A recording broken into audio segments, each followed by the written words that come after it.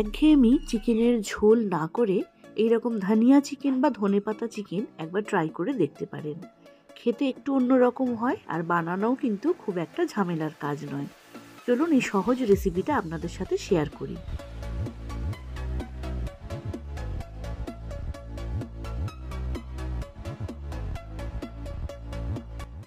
Chicken জলে ধুয়ে রেখেছি। প্রথমে ম্যারিনেট করব নুন আর অল্প একটু হলুদ গুঁড়ো দিলাম আর ভিনিগার দিলাম 1 চামচ।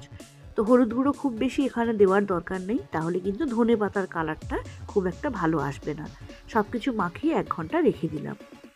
এবারে ফিরে আসি রান্নায়। কাজু বাদাম নিয়েছি, আদা রসুন কুচি নিয়েছি আর ধনে পাতা কাঁচা লঙ্কা, এগুলোকে সব আলাদা আলাদা করে বেটে নেব। তো প্রথমে ধনেপাতা কাঁচা লঙ্কা পেস্ট বানাচ্ছি, তার সাথে একটু পুদিনা পাতা দিয়ে দিলাম অল্প কিছু। এর স্মেলটা খুব ভালো আসে, সেই জন্য না থাকলে নাও দিতে পারেন। দেখুন বেশ খানিকটা কিন্তু বাটা হয়ে গেছে। এবার এর মধ্যে বেশ কিছু আইস কিউব দিচ্ছি। আইস কিউব দেওয়ার কারণে ধনেপাতার রঙটা কিন্তু একদম সবুজ থাকবে। তো আরও একবার ঘুরিয়ে নিলাম। এবার কড়াই দিলাম রিফাইন্ড অয়েল, তার মধ্যে এলাচ, গোটা গোলমরিচ আর লবঙ্গ দিলাম। 3টে পেঁয়াজ কুচি করে রেখেছিলাম একদম ছোট ছোট করে, সেই পেঁয়াজগুলো এর মধ্যে দিয়ে দিলাম। দিয়ে এবারে হালকা করে একটু ভেজে নেব।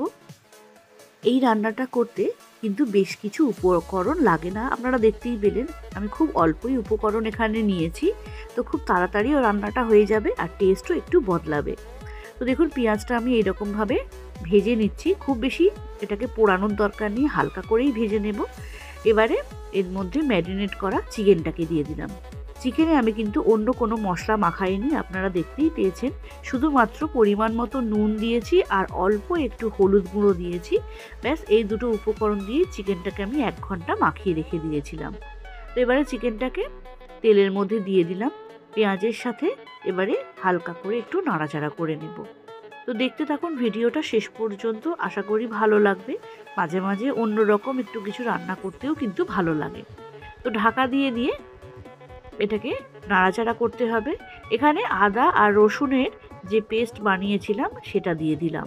এবারে আদা রসুনটাকেও তেলের মধ্যে একটুখানি ভেজে নেব, যাতে এর কাঁচা গন্ধটা চলে যায়। তো যেমনভাবে আমরা চিকেন রান্না করি অনেকটাই সেই রকম, বিশেষ কিছু পার্থক্য নেই। শুধুমাত্র কয়েকটা উপকরণ যদি একটু এদিক ওদিক করা যায়, তাহলেই কিন্তু টেস্ট একটু অন্যরকম হয়, খেতেও ভালো লাগে। ধনে গুঁড়ো দিলাম আর জিরে গুঁড়ো দিলাম, একদম ঘরোয়া মশলা। আশা করি আমাদের প্রত্যেকেরই রান্নাঘরে এগুলো থাকে, সুতরাং খুব বেশি চাপ হবে না। ঢাকা দিয়ে দিয়ে এটাকে এইরকমভাবে 30 মিনিট কষিয়ে দিতে হবে। আর যে কাজু বাদামটা রেখেছিলাম, আপনাদেরকে দেখিয়েছিলাম ভিডিওর প্রথমে, সেই কাজু বাদামের পেস্টও এর মধ্যে দিয়ে দিলাম। এবারে দিয়ে দেব ধনেপাতা কাঁচা লঙ্কা আর অল্প একটু পুদিনা পাতা আর বরফের টুকরো দিয়ে যে পেস্ট বানিয়েছিলাম। এরকম বরফের টুকরোটা কিন্তু অবশ্যই দেবেন ধনেপাতার পেস্ট বানানোর সময়, তাহলে এর কালারটা কিন্তু একদম একরকম থাকে। না হলে একটু কালচে ভাব চলে আসে, সেক্ষেত্রে কিন্তু ধনিয়া চিকেন বা ধনেপাতা চিকেনের আসল যে কালারটা সেটা আমরা আনতে পারবো না, তাই বরফটা দিতে হবে। তো ঢাকা দিয়ে দিলাম। ব্যাস আমাদের চিকেন রান্না কিন্তু অলমোস্ট ডান। এবারে আমি এটাকে সার্ভ করে দিচ্ছি। গরম ভাতের সাথে কিন্তু খেতে ভীষণই ভালো লাগে। খুব বেশি ঝোল এখানে হয় না, অল্প একটু গ্রেভি থাকে, খেতে অসুবিধা হবে না। তো রেসিপি কেমন লাগলো? খুব সহজ রেসিপি, অবশ্যই জানাবেন, বাড়িতে বানিয়ে খাবেন। আর নতুন নতুন রেসিপি দেখতে হলে চ্যানেলটিকে সাবস্ক্রাইব করে নেবেন, পাশে থাকা বেল আইকনটিকেও প্রেস করে দেবেন। তো আজকের মতো তাহলে এই পর্যন্তই, দেখা হবে আবারও নতুন কোনো রেসিপি নিয়ে পরের ভিডিওতে। সবাই ভালো থাকুন, সুস্থ থাকুন, আর যেতে যেতে ভিডিওটাতে একটা লাইক করে দিয়ে যাবেন। আজ তাহলে আসি, দেখা হবে পরের ভিডিওতে।